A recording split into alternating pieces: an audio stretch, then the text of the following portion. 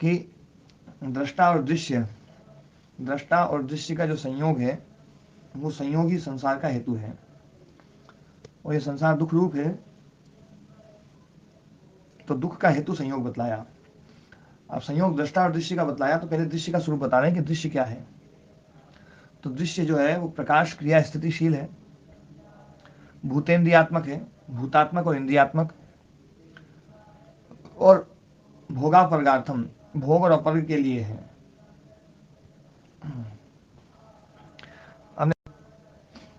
तो भोग और अपर्गार्थ ये दृश्य है। तो प्रकाश क्रिया स्थितिशील ये है ना, जो है दृश्य का स्वरूप हो गया, दृश्य का स्वभाव हो गया प्रकाश क्रिया स्थितिशीलता, और दृश्य का स्वरूप हो गया कि ये है ना भूतेन्द्रियात्मक है, भूतात्मक और इंद्रियात्मक, ये उसका स्वरूप हो गया, और भोगापर्गार्थम ये उसका प्रयोजन हो गया। प्रकाश क्रिया स्थितिशील, प्रकाशशील, क्रियाशील और स्थितिशील। प्रकाश से संबंध है ज्ञान से, प्रकाश मतलब ज्ञान, और ज्ञान कौन सा ज्ञान? परिणामी ज्ञान, उत्पन्न होने वाला ज्ञान, वो परिणामी ज्ञान है। तो ये प्रकाश रूप, फिर क्रिया रूप, इसमें क्रिया है, और स्थिति रूप, इसमें ठहराव भी है। स्थिति मतलब क्रिया की निवृत्ति, वो स्थिति है। तो इसमें क्रिया होती रहती है, निवृत्त होती रहती है, होती रहती है, रुकती रहती है, होती रहती है, रुकती रहती है, ऐसा स्वभाव है इसका। तो प्रकाश स्वरूप, क्रिया स्वरूप और स्थिति स्वरूप। भूतेन्द्रियात्मक, भूतात्मक और इंद्रियात्मक। भूतात्मक में 10 पदार्थ हैं और इंद्रियात्मक में 13 है। भूतात्मक पंच महाभूत और है ना जो है स्थूल भूत और सूक्ष्म भूत, और पंच है ना जो इंद्रियात्मक जो है उसमें 13 तत्व हैं। उसमें स्थूल इंद्रियां और सूक्ष्म इंद्रियां। स्थूल इंद्रियां जो 5 ज्ञान इंद्रियां, 5 कर्म इंद्रियां, और सूक्ष्म इंद्रियां मन बुद्धि अहंकार, ये मिलकर के 13 तत्व जो ना वो इंद्रियात्मक हो गया। तो इसमें मैंने एक बात बताई थी, एक व्यवसायत्मक है और एक व्यवसायत्मक है। जो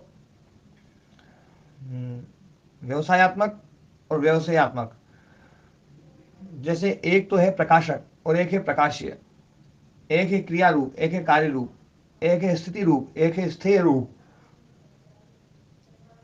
तो एक है व्यवसाय रूप, एक है व्यवसाय रूप। व्यवसाय रूप हो गया इंद्रियात्मक, व्यवसाय रूप हो गया भूतात्मक। तो प्रकाश क्रिया स्थितिशीलता जो ना, इसमें प्रकाश क्रिया स्थिति तो है इंद्रियों में, और प्रकाश्य कार्य और स्थेय जो है ये भूतों में है। भूतों में क्रिया हमें ऐसे दिखाई देती है, पर वास्तव में क्रिया जो है ना वो इंद्रियों की क्रिया का परिणाम है वहां पर। इसलिए तो महाराज वहां क्रिया को ठहरा हुआ माना जाएगा? नहीं, क्रिया तो मानी जाएगी, पर क्रिया का जो सोर्स है ना वो वहां से आया है। जैसे भूकंप आता है, तो भूकंप आता है तो हिलती धरती है, प्लेटें जो है ना, प्लेटें खिसकती है, प्लेटों से है ना जो ना जो ठोस मिट्टी जो है ना वो खिसकती है।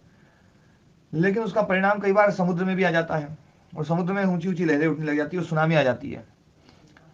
तो वास्तव में क्रिया कहाँ हुई थी? हाँ, जो भूतल में हुई थी अंदर, वहां से शुरू हुई है वो, वहां से शुरू हुई है ना। तो ऐसे ही ये जो इंद्रियात्मक जो दृश्य जगत है, क्रिया वहां है, मूल क्रिया का सोर्स वहां है, वहां से ये कार्य रूप में ही आता है। तो क्रिया का परिणाम है इधर।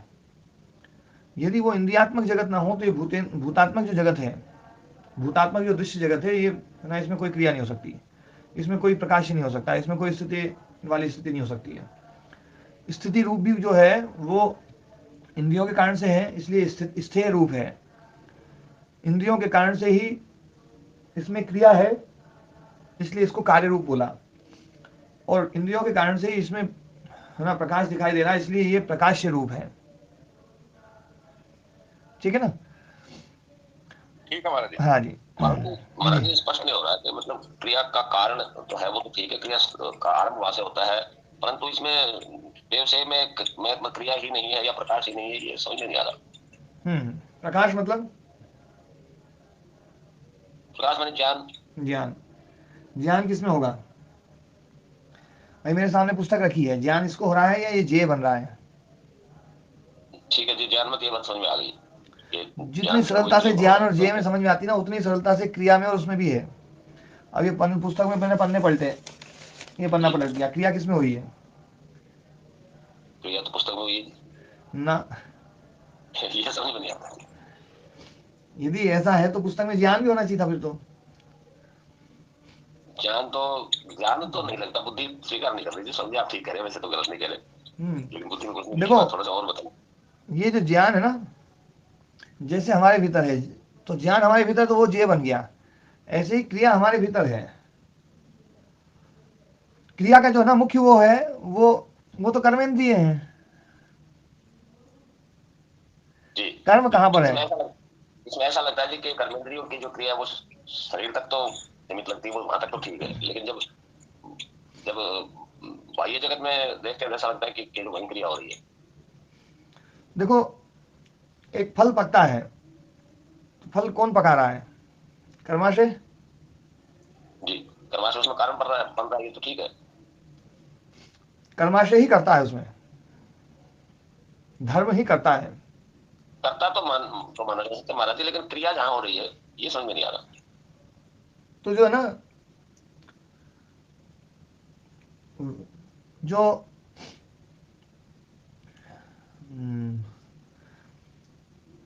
हम इस जगत को कार्य जगत बोलते हैं। जी। बोलते हैं, क्यों बोलते हैं कार्य जगत? कार्य जगत तो महाराज सारे कोई बोलते हैं, इंद्रियों सहित। हाँ, क्यों बोलते हैं? क्योंकि ये किसी कारण से आता है। जैसे ज्ञान से जे बनता है। कारण का परिणाम है, इसलिए कार्य कहते हैं जी। देखो, ज्ञान से जैसे जे बनता है, पान से जैसे पेय बनता है, गान से जैसे गेय बनता है, वैसे ही क्रिया से कार्य बनता है। जी महाराज। है ना? मतलब क्रिया के कारण से इसमें कार्यता आ रही है। ये तो ठीक है जी, यहाँ तक तो समझ में आता है। यहां तक बात समझ में आ गई है ना? अब क्रिया इसमें नहीं हो रही है, समझ में नहीं आता। अब ये बात देखने की है कि हम जो ना इंद्रियात्मक जगत जो है ना, थोड़ी देर के लिए बंद कर दें। इंद्रियात्मक जगत को थोड़ी देर के लिए हम बंद कर दें। अब इसमें कैसे क्रिया होगी, ये बताओ मुझे। महाराज इंद्रियात्मक जगत को जब बंद करेंगे तो वो तो केवल हमारे इंडिविजुअल तो बंद हो गया, परंतु परंतु ये तो एक किसी एक चित्त के तो वश में है नहीं। नहीं, अभी तो मैं इंद्रियात्मक जगत सारे जो ना अनंत इंद्रियात्मक जो जगत है, अभी आप अनंत इंद्रियात्मक जगत की जो ना कार्यशील मतलब क्रिया जो है ना, उसको बंद कर दीजिए, एक बार रोक दीजिए, और फिर आप देखिए कि पंचभूतात्मक जो है ना, इसमें क्या क्रिया हो सकती है। आप कल्पना करके देखिए। कल्पना में तो महाराज ऐसा लगता है कि इंद्रियात्मक जगत ने अपना कार्य बंद भी कर दिया तो भी उसको देखने वाला नहीं है, ये तो ठीक है, लेकिन वह क्रिया ही रुक जाएगी, ये समझ में नहीं आ रहा। नहीं, क्रिया किस लिए है? ठीक है महाराज जी, तो तर्क से तो आप बुद्धि में बैठा देंगे बस। नहीं, क्रिया देखो, क्रिया जो है ना, क्रिया का प्रयोजन क्या है? क्रिया का प्रयोजन क्या है, आप ही बताइए महाराज। क्रिया का प्रयोजन है भोग। जी। इससे अलग तो नहीं है? जी नहीं होना चाहिए, समझ में ऐसा ही आ रहा है ना? मतलब मैं तर्क से नहीं बिठा रहा हूँ, आपको समझ में आ जाएगा तभी है ना आगे बढ़ूंगा। है। जी महाराज। तो क्रिया का जो प्रयोजन है वो भोग है, और भोग किसका फल है? भोग क्रिया का फल है। क्रिया का फल है, कर्म का फल है। और कर्म कर्म कहाँ हुआ? ये तो समझ नहीं आ रहा। नहीं, कर्म तो बुद्धि में हुआ, चित्त में हुआ। चित्त के द्वारा जो ना जो व्यापार बना है वो चित्त की एक शक्ति है, 5 शक्तियां जो कर्मा जो ना, जिसको हम कर्मेंद्रिय बोलते हैं। कर्म उनके द्वारा हुआ ना, तो क्रिया उनके द्वारा हुई है, और उस क्रिया के कारण से जो ना कर्माशय बना, उस कर्माशय के कारण से कुछ परिणाम हुए हैं। उस परिणाम वो परिणाम ही भोग रूप है, परिणाम ही भोग रूप है। तो अब देखने में आ रहा है कि संसार में जो भी परिणाम हो रहा है वो भोग के लिए हो रहा है, और वो भोग जो है ना वो कर्माशय के कारण से है, और वो कर्माशय जो है ना वो ज्ञानेंद्रियों के कारण से है। है ना। तो मूलतः देखा जाए तो क्रिया ज्ञानेंद्रियों में थी, वहां क्रिया नहीं, वहां तो भोग है। वहां वहां जो है ना, वहां परवस्था क्रिया है, पर क्रिया जो है ना वो है जो यहाँ पर स्वतंत्र क्रिया है। ये तो ठीक है, स्वतंत्र और परोसता वाली बात तो समझ में आती है। अब जो स्वतंत्र क्रिया होगी ना, जो ये जो स्वतंत्र क्रिया है, वो स्वतंत्र क्रिया ही वहां तक जाकर के फैली है। मतलब मैंने कोई कर्म किया और मुझे उस कर्म का फल मिला आम, तो वास्तव में कर्म क्या उस दिन खत्म हो गया था जिसका मेरा कर्माशय बन गया? नहीं, कर्म कब खत्म हुआ? कर्म तो अपना फल देकर ही समाप्त हो गए, आम मिलने के बाद। हाँ, आम मिलने के बाद में कर्म खत्म हुआ है। तो कर्म की जो शुरुआत मैंने कर दी, और कर्म मैंने देख लिया कि मैंने अपनी तरफ से कर्म खत्म कर दिया, लेकिन वो जो कर्म है ना, वो जो कर्म किया था उस कर्म ने अपने को आगे बढ़ाया, अपने को आगे बढ़ाया, और आगे बढ़ा करके उसमें पेड़ में है ना जो ना वो प्रक्रियाएं प्रोसेस शुरू हुई, और उसके कारण से फल लगा, फल लगा, वो धीरे धीरे बढ़ा, धीरे धीरे बढ़ा, फिर वो है ना धीरे धीरे पकना शुरू हुआ और पूरा पका, और पूरा पका। ये जो जहां तक क्रिया है वहां तक उस कर्माशय ने ही क्रिया करी है। कर्माशय के प्रभाव से ही क्रिया हो रही है, ये तो ठीक है जी, लेकिन क्रिया ही कर्माशय में हो रही है, ये कुछ समझ में नहीं आ रहा जी महाराज नहीं क्या। नहीं, कर्माशय में क्रिया हो रही, कर्माशय तो कोई ऐसी चीज नहीं है, कर्माशय में क्रिया हो रही है ये नहीं, क्रिया जो है ना शुरुआत वहां से है, परिणाम यहाँ पर है जी परिणाम यहाँ पर है, है लेकिन ना। परिणाम में भी क्रिया देखो का जैसे मतलब मैंने कहीं कुछ गति होना। मैंने महाराज पत्थर जी। फेंका, मैंने पत्थर फेंका, तो वास्तव में जो क्रिया है वो क्रिया मेरे हाथ में थी, अब हाथ के कारण से पत्थर में ट्रांसफर हो गई, ट्रांसफर हो गई, ये तो ठीक है है जी। ना। तो यदि जी हम देखेंगे तो पत्थर में जो क्रिया है वो पत्थर में क्रिया नहीं हुई, क्रिया तो हाथ में हुई थी, हाथ की क्रिया पत्थर में ट्रांसफर हुई है, तो ये हो गया कार्य रूप। और वो जो इंद्रियात्मक जो जगत था वो था क्रिया रूप। जैसे ज्ञान और जे, क्रिया के दो भाग करने से तो ठीक है जी, ये तो आपने बिल्कुल अच्छे से बताया कि वहाँ क्रिया के दो भाग कर दिए हमने, एक हम्म तो जहाँ से क्रिया प्रारंभ हुई यानी कार्य रूप क्रिया, और एक फल रूप क्रिया। हम्म, लेकिन क्रिया तो दोनों में ही नजर आ रही है, दोनों में जो हमें नजर भी आ रही ना, नजर आ रही वो है। जी आपको ये देखना पड़ेगा कि ये जो क्रिया है ना जो नजर आई है, ये क्रिया का सोर्स कहाँ है। जैसे डाकिया आपको डाक लेकर के आता है, पत्र लेकर के जी आया, तो आप ये नहीं कहते हैं कि मेरे को एक जो है डाकिया ने पत्र भेजा है, आप ये कहते हैं कि फलाने आदमी ने पत्र भेजा जी है ना, फलाने आदमी ने पत्र भेजा है। ये बाकी तो सब जो बीच वाला जो प्रोसेस है ना वो तो सब पराधीन होकर के लगा हुआ है, जी बीच वाला जो प्रोसेस है वो पराधीन होकर के लगा हुआ है। क्रिया जो है, जो मूल रूप से जो प्रारंभ हुई है वो क्रिया इंद्रियों में हुई है, और इंद्रियों का स्वामी बुद्धि है, चित्त है। तो मन के द्वारा मन, और मन का स्वामी चित्त। तो बुद्धि, मन और इंद्रियां, क्रिया यहाँ पर है, और उस क्रिया का परिणाम पंच महाभूतों में, सूक्ष्म भूतों में, स्थूल भूतों में होता है। तो जो क्रिया का परिणाम है ना वही तो कार्य जी है ना। ओम दयाराम जी, हाँ हाँ जी। ये कुछ ऐसा है कि बात चलेगी तो दूर तक जाएगी, वो जब तक खत्म नहीं हो गया उसके परिणाम निकलेंगे वहां तक क्रिया, ये यहाँ से तली वहां तक जाएगी।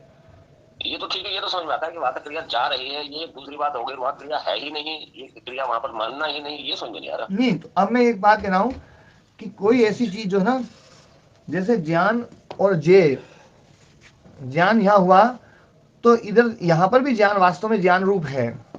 ये जो ज्ञान हुआ है, अपने को पुस्तक का ज्ञान हुआ है, तो ज्ञान में पुस्तक में भी, मतलब पुस्तक ज्ञान तो पुस्तक तक गया है, लेकिन हम जी उस पुस्तक को जे रूप मान लेते हैं, जी है ना, ज्ञान रूप नहीं मानते हैं, जी जी प्रकाश रूप नहीं मानते, उसको प्रकाश्य रूप मान रहे हैं, जी है ना। तो प्रकाश्य रूप मान रहे हैं, जे रूप मान रहे हैं। ऐसे ही क्रिया भी यदि हमें देखनी पड़ेगी कि क्रिया जो है वो इंद्रियों में हो रही है या भूतों में हो रही है। तो क्रिया तो इंद्रियों में हो रही है, भूतों में तो ठीक है केवल वो जाकर के उसका परिणाम मिलता है। यदि इंद्रिय ठीक जगत है को थोड़ी देर के लिए आप हटा दो तो आप भूतों में कोई क्रिया नहीं कर सकते, संभव ही नहीं है कोई क्रिया हो जाए। हाँ, जब कारण ही नहीं रहेगा तो फिर कार्य कैसे होगा। हाँ, ये इंद्रियों में जी जो है ना, इंद्रियां जो है ना, वास्तव में इंद्रियों में ही क्रिया है, वो क्रिया का परिणाम वहां जाकर के है ठीक है महाराज जी। है ना। इंद्रियों के इंद्रियां यदि हट जाएं तो वहां पर क्रिया संभव नहीं है। भोग मतलब जो ना भूतात्मक जो जगत है, भूतात्मक जगत में स्वतंत्र क्रिया का कोई अस्तित्व नहीं है, कोई मतलब ही नहीं है। कौन करेगा वहां क्रिया, जी महाराज है ना। वहां क्रिया जी कौन करेगा, वहां परिणाम कौन लाएगा, भूतों में परिणाम कौन लाता है? वो स्वयं लाते हैं या ये इंद्रियात्मक जगत लाता है? इंद्रियात्मक इंद्रियात्मक जगत लाते हैं महाराज जी। हाँ, इंद्रियात्मक जगत लाता है। तो क्रिया तो इंद्रियात्मक जगत में हो गई। वहां तो इंद्रियात्मक जगत की जो क्रिया है उस क्रिया का परिणाम है, इसलिए उसको हम कार्य बोल रहे हैं। ठीक है महाराज जी, ये नया एक आपने एस्पेक्ट दिया है, इस पर थोड़ा थोड़ा घुस रहा है बुद्धि में। हाँ, इसी प्रकार ठीक है से जो महाराज स्थिति बनी हुई है, स्थिति जो बनी हुई है संसार की, उस स्थिति में जो निमित्त है ना, स्थिति का जो मूल वो है, वो स्थिति जो ना चित्त के कारण से है। चित्त है, और चित्त के का जो है ना, जो ना जो अपना तंत्र है, जो तेरा अपन ने जो बोले, तेरा जो ना पदार्थ जो है ना, इंद्रियात्मक जो पदार्थ हैं, ये वास्तव में स्थिति वाले हैं। और इनकी स्थिति जो ना, इस स्थिति का आगे विस्तार है ये भूतात्मक में। यदि इनकी स्थिति ना हो तो ये भूतात्मक जगत की स्थिति का कोई मतलब रह जाता है? या वो रह भी पाएंगे या नहीं रह पाएंगे? नहीं रह पाएगी। संभव ही नहीं रहना। ये भूतात्मक जगत में जो स्थिति रूप बनी हुई है, स्थितिता, वो इन इंद्रियों के कारण से बनी हुई है, इंद्रिय जगत के कारण से बनी हुई है। इसलिए हम इंद्रिय जगत को जो ना, वो बोलते हैं स्थिति रूप, और उसको भूतात्मक को बोलेंगे स्थेय रूप। ठीक है? ठीक है महाराज, समझ में आया। हाँ। अच्छा, इसको जो ना थोड़ा सा आप, क्योंकि आप हरियाणा जी को भी पढ़ते हैं, एक बार हरियाणा जी का भी इसका रूप एक बार थोड़ा सा देखना। जी महाराज। मैं आपको बताता हूँ। ये 193 नंबर पेज है ना? जी महाराज, मैं जरा निकाल रहा हूँ पुस्तक। पुस्तक निकाल रहा हूँ महाराज जी। सत्वादि का परिणाम द्विविध है ना? टीका में जो है ना 5वीं लाइन देखो।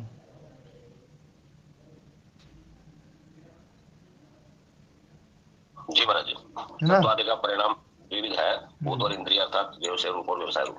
हाँ, व्यवसाय रूप हो गया भूत, व्यवसाय रूप हो गया इंद्रियां। व्यवसाय में क्या है? प्रकाशन, क्रिया और धारण। जी।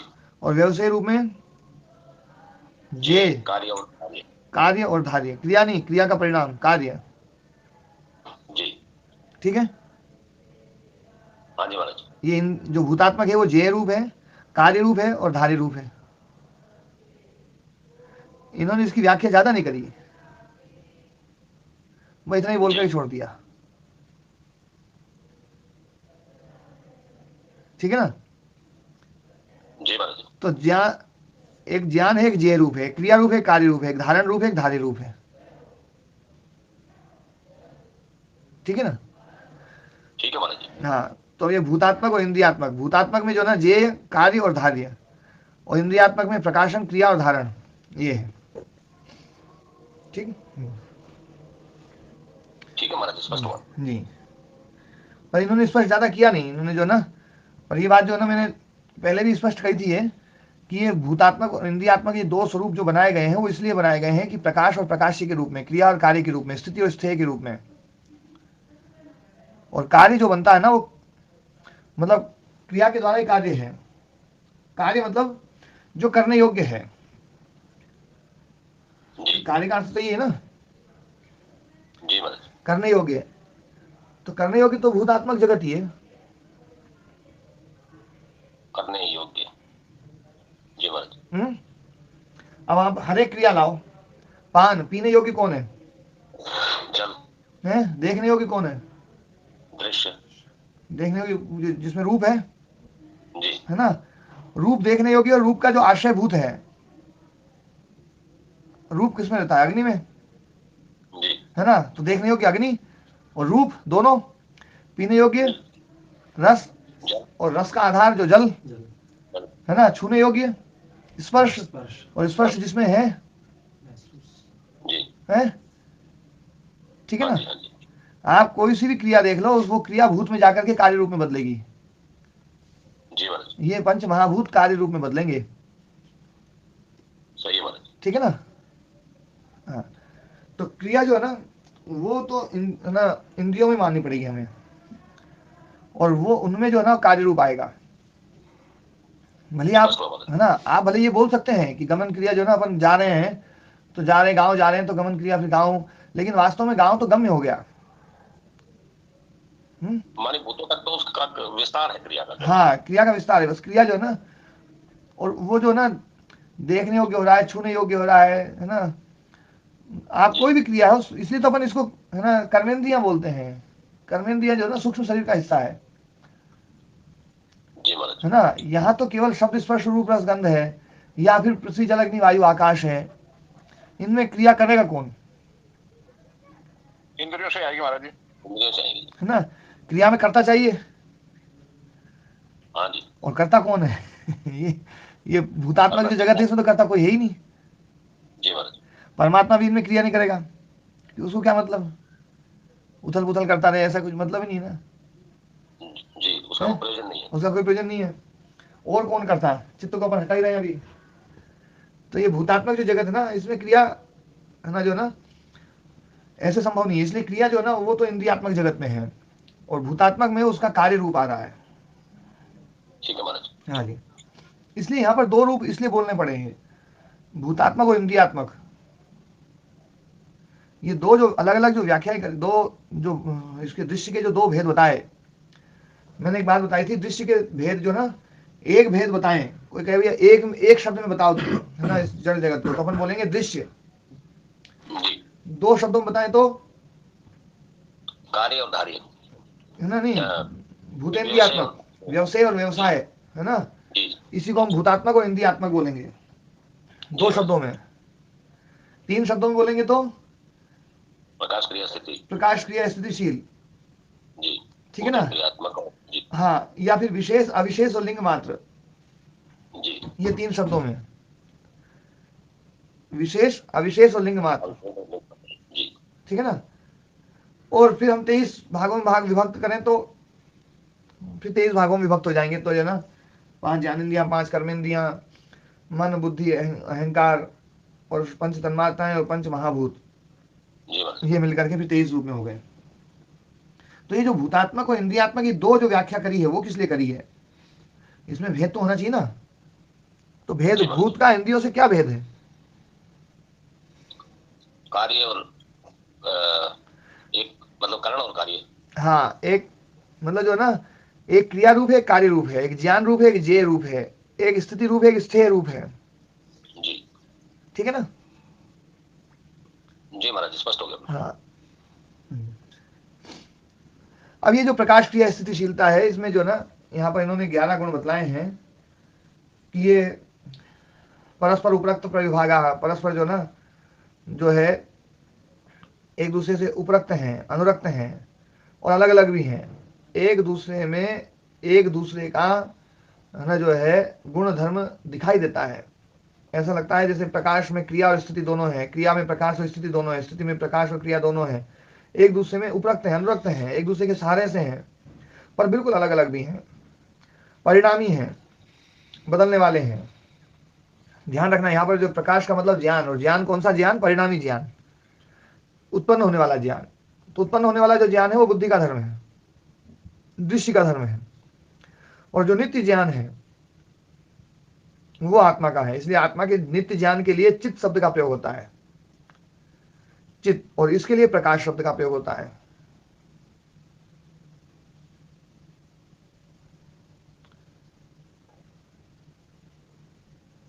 ठीक है ना। जी महाराज। आत्मा के लिए ज्योति शब्द का प्रयोग भी होता है। वेदांत में आत्मा के लिए ज्योति शब्द का जो प्रयोग होता है, वो ज्योति शब्द जो है वो आनंद के लिए है वास्तव में। तमसोमा ज्योतिर्गमय, वो नहीं, ज्योति जो ना वो चित्त के लिए है, चित्त के लिए ज्योति जो ना वो हमें गड़बड़ हो गया, वो अमृत, आनंद के लिए अमृत शब्द का प्रयोग है उसके लिए, जी महाराज। ना। हाँ, पर ये जो यहाँ पर जो प्रकाश रूप जो है ना दिया गया है, इसका नाम प्रकाश, ये प्रकाश जो है ना ये परिणामी प्रकाश है। परिणामी प्रकाश मतलब उत्पन्न होने वाला ज्ञान। तो ज्ञान रूप और जेय रूप दोनों मिलाकर के ये है ना ज्ञान रूप बना है। क्रिया और कार्य दोनों मिलकर के क्रिया रूप बना है। स्थिति और स्थेय दोनों मिलकर के स्थितिशीलता आई है। तो ये परस्पर उपरक्त प्रविभाग है, मतलब एक दूसरे में गुथे, एक दूसरे का सहारा लेने वाले और एक दूसरे से अलग अलग। परिणामी है, संयोग विभाग धर्माण, संयोग विभाग धर्म वाले हैं, संयुक्त हो जाते हैं, मतलब रिफ्लेक्शन, आत्म तत्व में के साथ में रिफ्लेक्शन के कारण से इनमें संयोग है। और अविद्या समाप्त हो जाए तो विभाग धर्म वाले भी हैं। यहाँ पर संयोग विभाग धर्म जो ना ये आत्मा के साथ में। महाराज जी विभाग धर्म का अर्थ तो अव्यक्त में जाना हो गया फिर। हाँ, अपर काल में। संयोग काल है भोग काल, और विभाग काल है अपर काल। भोगापरगार्थ है ना जो, जी जी तो भोगापरगार्थ को ही संयोग विभाग धर्माना स्पष्ट रूप से समझाने के लिए यहाँ पर किया गया है। भोग में संयोग है और अपर्ग में असंयोग है। वियोग वियोग इसी को वियोग बोलेंगे, इसी को विभाग बोलेंगे ना। तो संयोग विभाग धर्म वाले, ऐसा नहीं है कि संयोग धर्म हो और विभाग धर्म ना हो। यदि विभाग धर्म ना हो तो संयोग कभी खत्म ही नहीं होगा। तो सहयोग कहने का कोई औचित्य नहीं है। फिर है ना, फिर कभी भी खत्म नहीं हो सकता है ना जो ना, फिर अपर्ग नहीं हो सकता, फिर तो भोग ही काल रहेगा हमेशा। जी महाराज। इसलिए संयोग धर्म भी है और विभाग धर्म भी है। संयोग धर्म अविद्याकृत है और विभाग धर्म जो है ना विद्याकृत है। अविद्या अनादि है, इसलिए संयोग अनादि है। विद्या अविद्या को नष्ट कर देती है, इसलिए अविद्या अनंत नहीं है, शांत है। और अविद्या अंत हुई तो विभाग धर्म आ जाएगा, संयोग धर्म खत्म हो जाएगा। ठीक है, स्पष्ट है? जी महाराज स्पष्ट। हाँ, इतने तरोपाश्रयण उपार्जित मूर्तयः, एक दूसरे का सहारा लेकर के जो मूर्त रूप हुए, घनी रूप हुए, घनत्व रूप आया है जिनमें, मूर्त रूप है स्वरूप जिनका, ऐसा जो ना इतरे तरोपाश्रयण उपार्जित मूर्तयः सत्वरजस तमसः, है ना। मतलब सत्वरजस तमस जो है या प्रकाश क्रिया स्थितिशील जो त्रिगुण है, ये त्रिगुण जो है एक दूसरे का सहारा लेकर के मूर्त रूप हुए हैं, घनी रूप हुए हैं। इनमें जो घनत्व रूप आया है वो घनत्व रूप एक दूसरे के सहारे से है। परस्पर अंग अंगित्वेपि असंभिन्न शक्ति प्रविभागा, परस्पर जो है अंग अंगी होने पर भी, गौण और प्रधान होने पर भी, कभी कोई सा गौण है तो दूसरा प्रधान है, कोई एक प्रधान है तो दूसरे दो गौण है। सत्व प्रधान है तो रजस तमस गौण है, रजस प्रधान है तो सत्व और तमस गौण है, और तमस प्रधान है तो सत्व रजस गौण है। तो अंग अंगित्व भाव होने पर भी, मतलब गौण और प्रधान होने पर भी, असंभिन्न शक्ति प्रविभागा, है ना। संभिन्न बोलते हैं, है ना, इकट्ठे को, और असंभिन्न बोलते हैं अलग अलग। अलग अलग शक्ति प्रविभाग है जिनका, शक्तियों का प्रविभाग, अलग अलग शक्तियों का जो ना शक्ति का स्वरूप अलग अलग जिसमें किया गया है, ऐसे हैं। अंग अंगित्व होने पर भी एक दूसरे का सहारा भी दे रहे हैं, एक दूसरे में गौण और प्रधान भी बने हुए हैं, लेकिन फिर भी शक्ति प्रविभाग इनका अलग अलग है। मतलब प्रकाश का की जो शक्ति है वो अलग है, क्रिया की जो शक्ति वो अलग है, स्थिति की शक्ति बिल्कुल अलग है, वो बिल्कुल शक्ति उनकी अलग अलग है। तुल्य जाति अतुल्य जातीय शक्ति भेदानुपाति ना, तुल्य जातीय शक्ति भेदानुपाती भी है और अतुल्य जातीय शक्ति भेदानुपाती भी है। तुल्य जातीय शक्ति भेदानुपाती का मतलब हो गया कि सत्व में केवल एक सत्व नहीं है, सत्व के कई भेद हैं। जैसे हम देखते हैं कि सात्विक विचार जो है ना, सात्विक विचार के भेद कई प्रकार से हो सकते हैं, उसकी प्रकर्षता, उसकी अल्पता के आधार पर। एक सात्विक विचार महर्षि स्वामी दयानंद सरस्वती जी का भी है, एक सात्विक विचार है ना जो ना बहुत तुच्छ व्यक्तियों का भी है, अपना सबका जो ना, तो है सात्विक विचार, लेकिन उसमें जो ना भेद है। तो सात्विकता के कई स्तर हो सकते हैं कम ज्यादा होने के कारण से। इसी प्रकार से राजसिकता के भी कई स्तर हो सकते हैं, तामसिकता के भी कई स्तर हो सकते हैं। तो इसलिए इनके कई कई भेद हैं। अब कई कई भेद होने पर मान लीजिए 10 भेद हैं सत्व के, 10 भेद हैं रजस के, 10 भेद हैं तमस के, और उस 10 भेद में से सत्व में से एक ले लिया। अब उस एक के सत्व वाले जो 9 हैं वो तो तुल्य जातीय विभाग हैं, और बाकी जो रजस और तमस की जो 20-20 हैं, 10-10 हैं, वो 20 हो गए, वो उसके अतुल्य जातीय प्रविभाग हैं। तो तुल्य जातीय और अतुल्य जातीय शक्ति भेद जो हैं उनका अनुगमन करने वाले, उनका अनुसरण करने वाले, अनुपाती, उनके पीछे चलने वाले, चाहे तुल्य जाति हो चाहे अतुल्य जातीय शक्ति भेद हो, उनका पीछा करने वाले, ये प्रकाश क्रिया स्थितिशील जो है ना, ऐसा नहीं है कि केवल तुल्य जातियों का ही पीछा करते हों, अतुल्य जाति का भी पीछा करेंगे। और मतलब जो अतुल्य जाति मतलब जो शक्ति भेद है उनका भी पीछा करेंगे, मतलब उनके भी साथ रहेंगे। जैसे प्रकाश है, प्रकाश का कोई भेद है और क्रिया का कोई भेद है, तो प्रकाश वाला भेद क्रिया के भेदों के साथ में रहेगा और स्थिति के भेदों के साथ में रहेगा। उन सभी प्रकार के भेदों का अनुसरण करने वाले होते हैं ये। तुल्य जातीय और अतुल्य जातीय शक्ति भेदानुपातिनः। प्रधान वेलायाम उपदर्शित सन्निधानः, दूसरे किसी एक के प्रधान वेला होने पर जो गौण है वो गौण भी उस प्रधान के साथ में अपने सन्निधान को दिखाता रहता है, मतलब उसकी निकटता बिल्कुल एकदम साथ में जो है रहता है। जैसे राजा प्रधान है और राजकुमार गौण है, लेकिन गौण होने पर भी वो बिल्कुल साथ में लगा हुआ है कि जैसे ही राजा मरे खुद प्रधान बन जाए। ऐसे ही रजोगुण यदि प्रधान है तो सत्वगुण जो है वो साथ में लगा रहेगा, वो देखता रहेगा ये मरे और ये खत्म हो अपन प्रधान बने मेरा काम। हाँ, यूं नहीं है कि यार ये प्रधान बन गया छोड़ो इसको चलो अपन तो यहाँ से, ऐसा नहीं रहता है। तो जो है प्रधान वेला होने पर भी, दूसरे किसी के भी प्रधान होने पर भी जिन गौणों का सन्निधान उपदर्शित रहता है, निकटता जिनकी दिखाई देती है ना, वो गुणत्वेपि च व्यापार मात्रेण प्रधानांतरनितानुमिता स्थिताः, गौण होने पर भी अपने व्यापार मात्र से प्रधान के अंतर्गत उनका अस्तित्व अनुमित किया जा सकता है। गौण है लेकिन गौण होने पर भी, गौण अवस्था होने पर भी अपने व्यापार मात्र से, व्यापार मात्र मतलब प्रकाश मात्र, क्रिया मात्र, स्थिति मात्र, ये इसके व्यापार हैं। तो व्यापार मात्र के द्वारा मतलब सत्व जो है ना प्रकाश के द्वारा प्रधान में अंतर्निहित रहेगा, क्रिया जो है ना, क्रिया के द्वारा रजस जो है वो प्रधान के अंतर्गत अपने अस्तित्व का अनुमान कराएगा, और तमस जो है स्थिति के द्वारा अपने है ना अपने अस्तित्व का अनुमान कराएगा, चाहे कोई कितना ही वो हो। जैसे मतलब जो है हम संप्रज्ञात समाधि में हैं और संप्रज्ञात समाधि में पूर्ण सत्वता है, पूर्ण सात्विक स्थिति है, लेकिन उस जो है ना वहां पर क्योंकि वृत्ति एकाग्र वृत्ति है तो वृत्ति उठ रही है, तो वृत्ति में क्रिया है, तो क्रिया के द्वारा उस सात्विक अवस्था में भी रजोगुण जो है अपने अस्तित्व का बोध कराता है, और उस वृत्ति की स्थिति भी है। तो उस वृत्ति की स्थिति है तो वो स्थिति जो है, उस स्थिति के द्वारा तमोगुण जो है उस अपने स्थिति व्यापार के द्वारा अपने अस्तित्व का अनुमान करा देता है। ठीक है महाराज जी।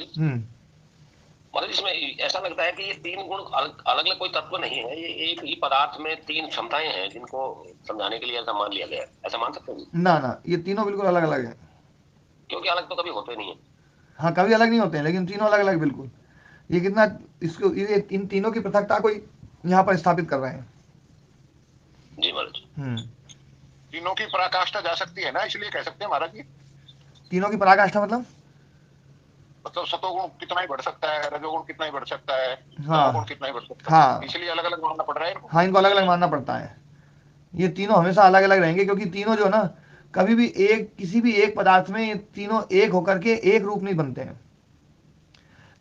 तीनों में भले ही किसी को कितना ही कम कर दो, कितना ही गौण कर दो, गौण करते करते भी वो गौण अपना उस प्रकाश और क्रिया से अलग अपना बोध कराएगा, अपने अस्तित्व को किसी प्रकार से भी समाप्त नहीं होने देगा। हाँ, अपने अस्तित्व को समाप्त नहीं होने देगा, उसमें किसी अंश में उसका अस्तित्व बना रहेगा। हाँ, जैसे दूध और पानी इकट्ठा कर देते हैं अपन तो मिला करके एक बन जाता है, तो वहां पानी अपना अस्तित्व खो देता है जी, है ना, दूध रूप बन जाता है वो।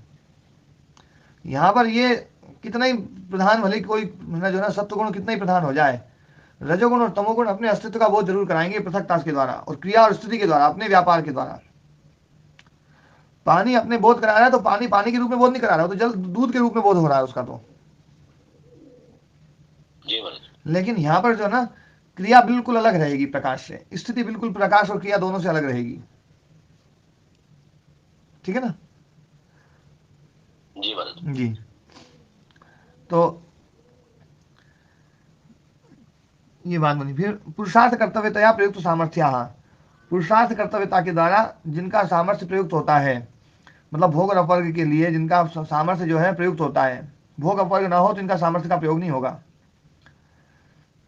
ना। पुरुषार्थ कर्तव्यतया प्रयुक्त सामर्थ्य सन्निधि मात्रोपकारिण अयस्कांत मणिकल्पा, सन्निधि मात्र से उपकार करने वाले अयस्कांत मणिकल्प, जैसे चुंबक जो है सन्निधि मात्र से लोहे को चुंबक रूप बना लेती है, वैसे ही ये भी जो है सन्निधि मात्र से उस संघातात्मक जो पुरुष है, या यूं कहें कि वो जो रिफ्लेक्टेड जो पुरुष है, जो चैतन्य है, उस चैतन्य को सन्निधि मात्र से अपने समान बनाने वाले हैं,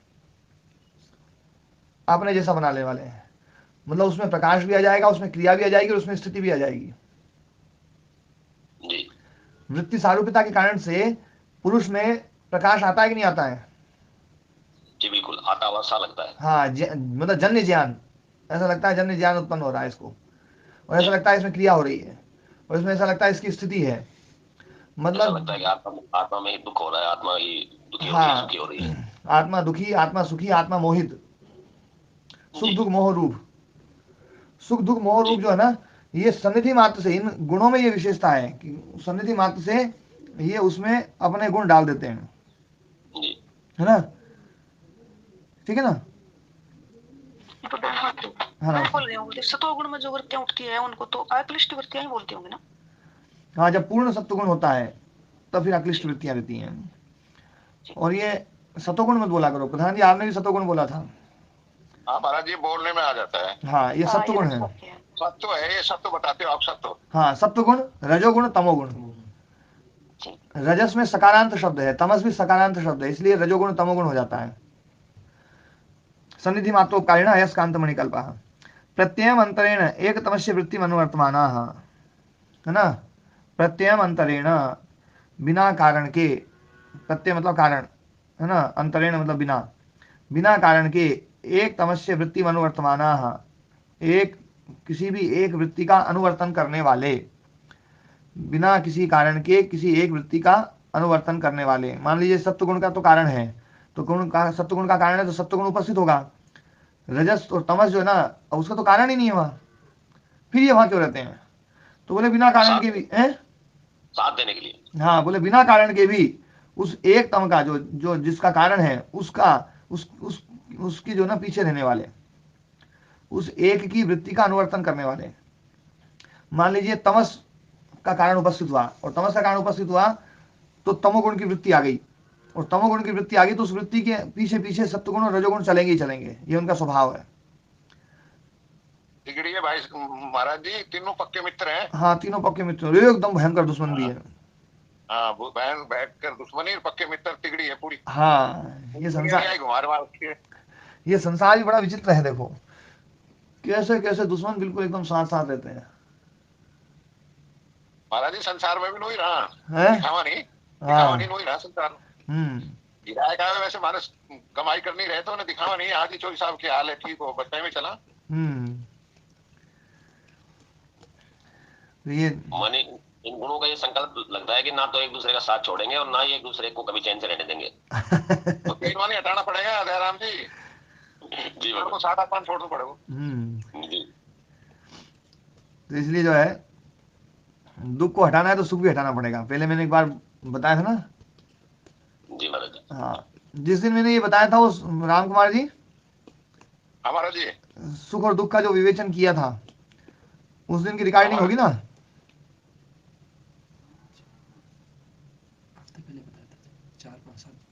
रिकॉर्डिंग है मेरे पास, आ रही है अभी तक की। हाँ, नहीं, पर वो कौन सी वाली है, सुख और दुख वाली? गुरुजी एक बार कहा था आपने, दुख और सुख की गठरी को दोनों को पटकना पड़ेगा। हाँ, नहीं, पर वो उस दिन मैंने ये समझाया था, दुख क्या है, सुख क्या है। वो महाराज जी उसमें से निकालनी पड़ेगी, देख देख के निकाल दूंगा मैं। हाँ, कभी, हाँ, निकालना हो, काफी दिन पहले बात बोली थी वो, हाँ मैं निकाल दूंगा। 2-1 महीने पहले बोली थी वो बात। हाँ महाराज जी सारी है मेरे पास। जी। तो ये जो है, ऐसे ये तीनों गुण प्रधान शब्द वाच्या भवंती, ये प्रधान शब्द के वाच्य हैं, प्रधान शब्द इनका वाचक है। तो ये तीनों गुणों को प्रधान शब्द से कहा जाता है। प्रधान शब्द के दो अर्थ हैं। देखो, प्रधान शब्द त्रिगुणों को भी कहता है और प्रधान शब्द अव्यक्त को भी कहता है। प्रधान अव्यक्त के लिए भी है और प्रधान प्रकाश क्रिया स्थिति के लिए भी है। महाराज जी आपने पहले तो ये बताया था कि ये अलिंग जो है ये इससे बिल्कुल अलग है। हाँ, अलिंग बिल्कुल अलग है। अलिंग के लिए भी प्रधान शब्द का प्रयोग होता है, और अलिंग, है ना, जो ये प्रकाश क्रिया स्थितिशील जो दृश्य जगत है, दृश्य जगत के लिए भी प्रधान शब्द का प्रयोग होता है। जिस शब्दों का प्रयोग दोनों प्रकार से होता है। हाँ, ठीक है। उसका महाराज जी अभाव नहीं होता ना, इसलिए प्रधान कहा जा रहा है उसको भी। हाँ।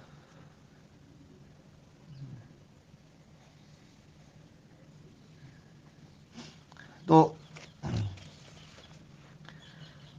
ये हो गया। उसके बाद में तदेत दृश्यम भूतेन्द्रियात्मकम भूत भावेन पृथिव्यादिना सूक्ष्म स्थूलेन परिणमते। ये जो दृश्य है भूतेन्द्रियात्मक जो है वो भूत भावेन पृथिव्यादिना सूक्ष्म स्थूलेन परिणमते। भूत भाव के द्वारा पृथिव्यादि जो है वो सूक्ष्म और स्थूल जो भूत भाव है, सूक्ष्म और स्थूल जो भूत भाव है उसके रूप में परिणाम को प्राप्त होता है। परिणाम रूप है ना, या विकार रूप बोले या परिणाम रूप बोले तो विकार रूप को प्राप्त होता है। ये जो दृश्य है ये दृश्य का विकार रूप है। ये संसार जो है ये ना मतलब भूत और इंद्रियां ये जब विकार रूप को प्राप्त होती हैं तो इस संसार रूप में ये परिलक्षित होती है। ये परिणाम रूप जो धर्म लक्षण अवस्था परिणाम है ये इसके विकार रूप है। तथा इंद्रिय भावेन श्रोत्रादिना सूक्ष्म स्थूलेन परिणमते। ये इंद्रिय भाव के द्वारा श्रोत्रादि के द्वारा जो सूक्ष्म और स्थूल रूप है उसमें ये परिणाम को प्राप्त होते हैं, विकार रूप को प्राप्त होते हैं, अलग अलग रूप में बदलते जाते हैं। तत्तु न अप्रयोजनम, और ये जो दृश्य है ये बिना प्रयोजन के नहीं है, अपितु प्रयोजन उरीकृत्य प्रवर्तते। इनमें जो परिणाम है वो प्रयोजन को ध्यान में रखते हुए परिणाम हो रहा है। इति भोग अपवर्गार्थम ही तदृश्यम पुरुषस्येति। तो भोग और अपवर्गार्थ ही ये दृश्य है पुरुषस्य, पुरुष का जो दृश्य बन रहा है वो कौन सा पुरुष, जो संघातात्मक पुरुष है, उस पुरुष का जो दृश्य बन रहा है, उस दृष्टा का जो दृश्य बन रहा है वो दृश्य जो है वो भोगापवर्गार्थ है, भोग और अपवर्गार्थ के लिए। तत्र इष्ट अनिष्ट गुण स्वरूपावधारणार्थम अविभागापन्नम भोगः। इष्ट और अनिष्ट गुण स्वरूप का उदाहरण मतलब मैं सुखी हूं या मैं दुखी हूं। इष्ट गुण स्वरूप है मैं सुखी हूं, अनिष्ट गुण स्वरूप अवधारण मैं दुखी हूं।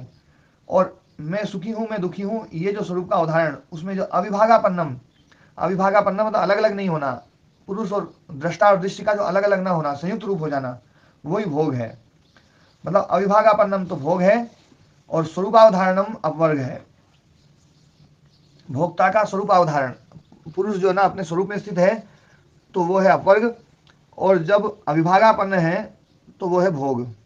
अविभागापन्नम मतलब अविद्या के कारण से चित्त में, अविद्या के कारण से चित्त में आत्मा का जो रिफ्लेक्शन और वो दोनों का एक रूप बनना, वो दोनों का जो एक रूप बनना है वो ही अविभागापन्न है और वही भोग है। और दोनों पृथक पृथक हो जाना कि भाई ये अलग है, रिफ्लेक्शन जो था ना वो तो इसका नहीं है, वो तो उसका है, तो वो अलग और ये अलग, यही भोग है ना, ये भोक्ता का स्वरूप अवधारण है, वो अपवर्ग है। द्वयो अतिरिक्तम अन्य दर्शनम नास्ति, इन दोनों से अलग कोई दर्शन नहीं है। एक दर्शन है जो वृत्ति सारूप्य है और एक दर्शन है जो वृत्ति रहित अवस्था है, स्वरूप अवधारण। वृत्ति सारूप्य और स्वरूप अवस्थान दो ही दर्शन है, दो के अलावा तीसरा दर्शन नहीं है। तो अब यहाँ पर एक बात कही गई है, त्रिषु गुणेषु कर्तृषु, जो तीन गुण है, जो कर्ता है और अकर्ता ही पुरुष है, और जो अकर्ता पुरुष है तुल्य जाति है। तुल्य जाति और अतुल्य जाति पुरुष।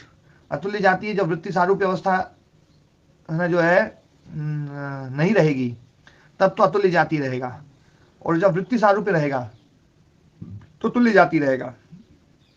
तुल्य जाति और अतुल्य जाति स्वरूप जो है तो उसमें चतुर्थ में तत्क्रिया साक्षिणी, जो ये गुणों की क्रिया का केवल साक्षी मात्र है, उपस्थिति के कारण से साक्षी बन रहा है। उसमें उपनीयमानान सर्वभावान, उसमें लाए गए सारे धर्म सारे भाव, उनको उपपन्नान जो उसमें पैदा हुए प्राप्त करा दिए गए हैं, उनको अनुपश्यन, उनको देखते हुए आदमी सोचता है कि इससे अलग तो कोई दर्शन ही नहीं है।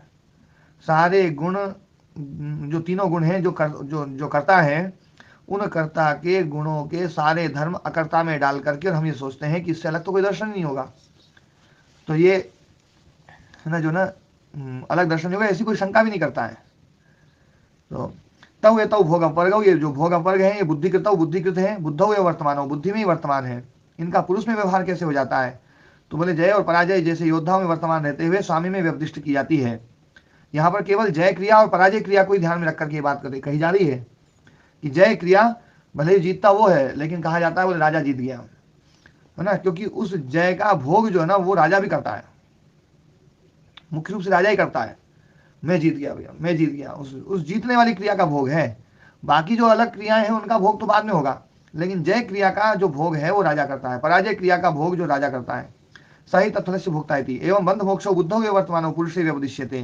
पुरुषे व्यवदिश्यते। बंध और मोक्ष बुद्धि में ही वर्तमान है, बुद्धिकृत है और बुद्धि में वर्तमान है, लेकिन पुरुष में इनका व्यवहार हो जाता है क्योंकि उसके फल का भोक्ता उसको बनाया जाता है। बुद्धि एवं पुरुषार्था परिसमाप्ति ही, बुद्धि के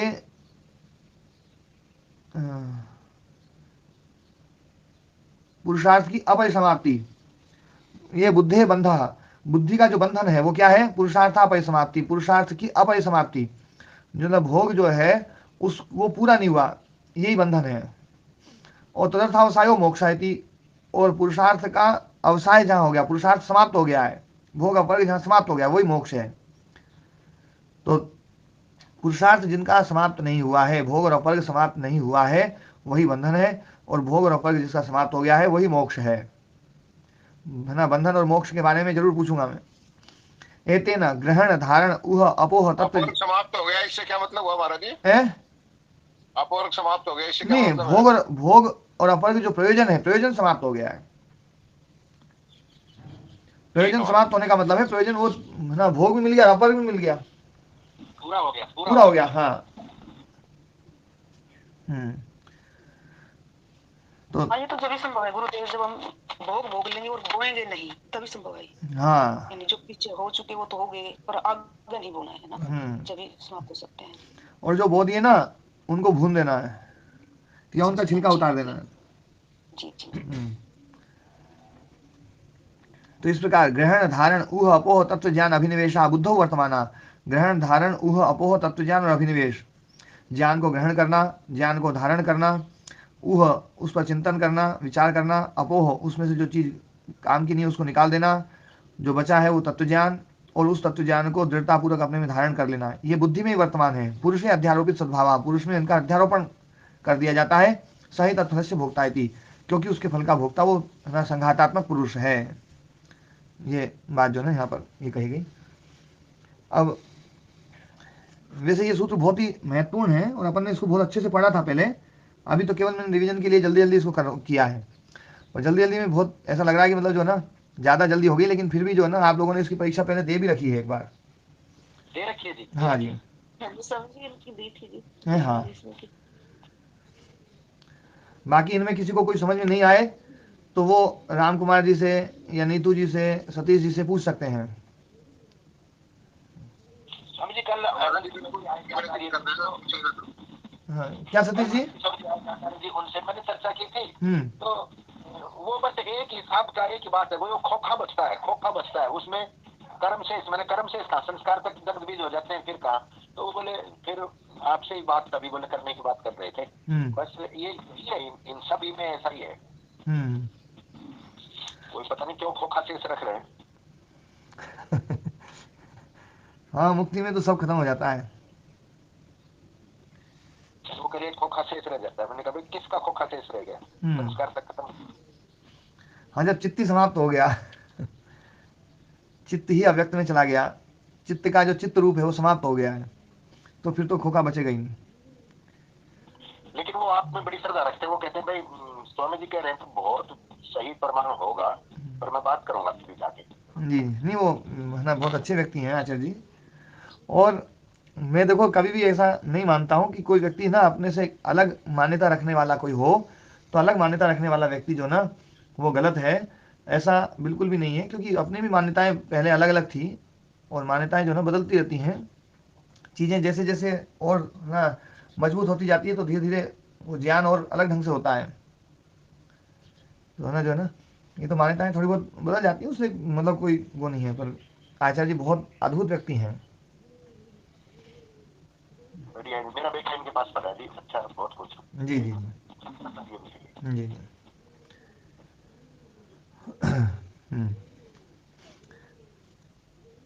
अब दृश्य जो गुण है उनके स्वरूप भेदावधारणार्थम, उनके स्वरूप भेद के लिए अलग अलग इनका वो करने के लिए ये अगला सूत्र वो ना प्रारंभ किया गया है। विशेष अविशेष लिंग मात्र और अलिंग ये गुण पर्वाणी, ये गुण पर्व है।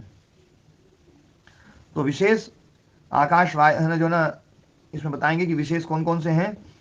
तो विशेष वो है जो अंतिम विकार, विकार अंतिम विकार मतलब अंतिम जो ना एक तो होता है ना तत्वांतर परिणाम, मतलब दूसरा तत्व बन जाना। और एक होता है धर्म लक्षण अवस्था परिणाम। धर्म लक्षण अवस्था परिणाम में तत्व तो वो का वही रहता है, लेकिन फिर भी परिणाम होता रहता है। तो जो तत्वांतर परिणाम है, जो अंतिम तत्वांतर परिणाम है, वो है विकार विशेष, और उस विकार का जो हेतु है उसको बोलते हैं अविशेष। तो अंतिम विकार जो है वो है 16, 11 इंद्रियां, 1 मन, 15 तो ये हो गए, 11 तो ये हो गए, और 10 इंद्रियां और 1 मन 11, और 5 महाभूत, पृथ्वी जल अग्नि वायु आकाश। तो ये 16, ये 16 तत्व जो है ये विशेष हैं। और अविशेष जो है, इन विशेषों के जो ना कारण है वो है 6। एक तो अहंकार और पंच तन्मात्राएं, पंच तन्मात्राओं से पंच महाभूत बनते हैं, इसलिए वो विकार के हेतु बन रहे हैं। और अहंकार से 11 इंद्रियां बन रही है, इसलिए वो भी विकार का हेतु है। तो इसलिए 6 अविशेष हो गए। तो 16 और 6 22, एक लिंग मात्र हो गया, वो हो गया चित्त, है ना। तो ये 23, और एक अलिंग प्रकृति अव्यक्त। तो ये कुल मिलाकर के जो है 24 तत्व। छोटो सो चैप्टर लगन लगो मानता बिल्कुल है, बहुत छोटो सो चैप्टर लगन लगो मानता छोटो है, कोई ज्यादा बड़ो नहीं है। समझ में आ जाती है चीज तो छोटी हो जाती है। गुरुदेव 25 मानते हैं तब तो बाजी जगह। हाँ 25 नहीं है, 24 है। 25 मान लेते तब जब मन बुद्धि चित्त अहंकार, मतलब चित्त और बुद्धि को अलग अलग कर लेते हैं। नहीं महाराज, ये पुरुष को भी जोड़ देते हैं ना 25 और 25वां पुरुष तो अलग उसमें, लेकिन इसमें जो है ना जड़ जगत में 25 मान लेते हैं जी। हाँ, जड़ में 25 मानते हैं, जो 23 की बजाय 23 वो जो है ना, तो उसमें मन बुद्धि अहंकार है। और मन बुद्धि चित्त अहंकार, तो चित्त जो है ना, चित्त जब वृत्ति रूप में आता है तो वही चित्त बुद्धि रूप में बन जाता है। बुद्धि मतलब वृत्ति रूप, वृत्ति रूप हो गया है चित्त, है ना। तो वृत्ति रूप जो है ना वो है बुद्धि, बुद्धि वृत्ति रूप है। जी। तो ये विशेष अविशेष लिंग मात्र अलिंग ये गुण पर्व है ना। अब इनकी व्याख्या अपन कुछ बाकी कल करेंगे, आज पाठ को ही विराम देते हैं।